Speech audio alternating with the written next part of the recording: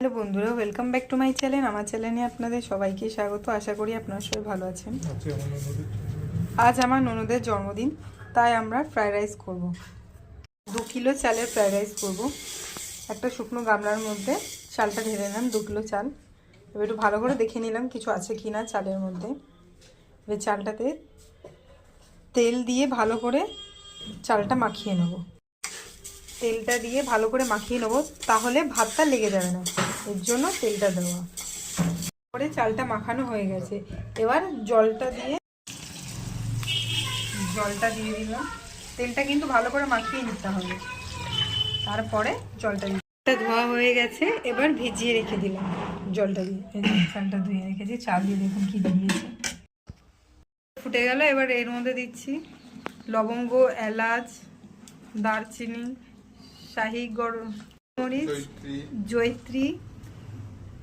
1 ঘন্টা মতন চালটাকে ভিজিয়ে রেখেছি, এটা দিয়ে নিলাম। ভালো করে ফুটে যাবে, তারপরে চালটা দেব।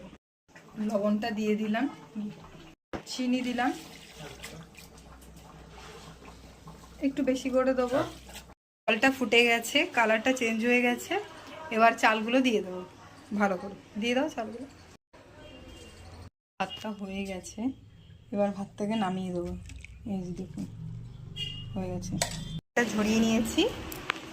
এবার ভাতটা একটু ফ্যানটা ভালো করে ঝরিয়ে নিচ্ছি। এটা গরম হয়ে গেছে, কড়াইয়ে তেল দিলাম, একটু ঘি দিলাম। তেলটা গরম হয়ে গেছে, কাজু বাদামটা ভেজে নেব। কাজু বাদামগুলো তুলে নিলাম, ভেজে নিলাম। কিশমিশটা ভাজা হয়ে গেছে, কিশমিশ আর কাজু বাদামটা। এবার বিনসটা দিয়ে দিলাম, গাজরটাও দিয়ে দিলাম, ভালো করে ভেজে নিচ্ছি। দিয়ে দিলাম, এবার ভালো করে একটু নাড়াচাড়া করে নেবো। আজকে ফ্রাইড রাইসটা আমার হাজবেন্ড রান্না করছে। একটু লবণ দিলাম, একটু গোলমরিচ দিলাম ভাজাটার মধ্যে। গোলমরিচের গুঁড়োটা দিলাম, তাহলে একটু টেস্ট ভাবটা আসবে। চিনিটা দিয়ে দিলাম, সামান্য চিনি, বেশি না। দিয়ে ভালো করে নাড়াচাড়া করে নেব।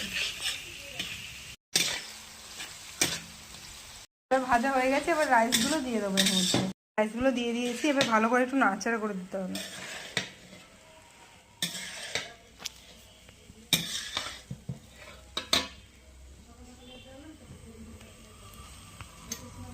এবার গোলমরিচের গুঁড়োটা দিলাম আবার। এবার একটু মশলাটা দিয়ে দিলাম। মশলাটার মধ্যে জয়িত্রী, জায়ফল, শাহি গরম মশলা, অনেক কিছু আছে, ইত্যাদি ইত্যাদি। এবার ওই কাজু কিশমিশ ভাজাটা দিয়ে দিলাম, চিনির গুঁড়ো করে দিলাম।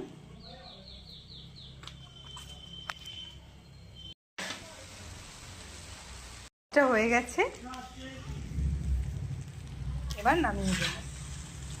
হয়ে গেছে রাইসটা, পুরো কমপ্লিট ফ্রাইড রাইসটা। ভিডিওটা ভালো লাগলে লাইক, কমেন্ট, সাবস্ক্রাইব, শেয়ার অবশ্যই করবেন এবং কমেন্টে জানাবেন যে আজকের এই নতুন স্টাইলের ফ্রাইড রাইসটা কেমন লাগলো। করে খেয়ে কেমন লাগলো অবশ্যই বলবেন।